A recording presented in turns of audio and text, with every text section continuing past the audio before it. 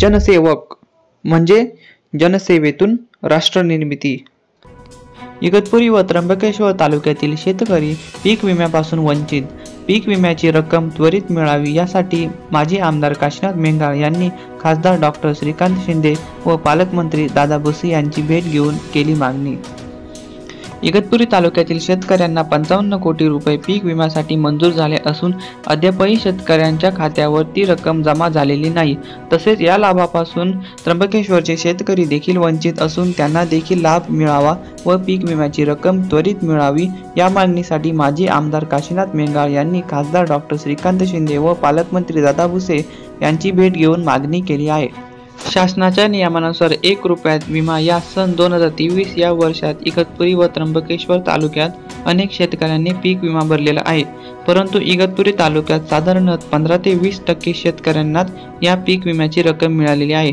त्र्यंबकेश्वर तालुक्यात बहुतांशी शेतकऱ्यांचे मोठ्या प्रमाणात नुकसान होऊनही अद्याप नुकसान भरपाई मिळालेली नाही। त्यामुळे शेतकऱ्यांना लवकरात लवकर पीक विम्याची रक्कम अदा करण्यात यावी अशी मागणी माजी आमदार काशीनाथ मेंगाळ यांनी केली आहे। यावेळी पालकमंत्री दादा भुसे यांनी संबंधित विभागाला सक्त आदेश देत पुढील अंमलबजावणी करण्यात यावी अशी सूचना दिल्या।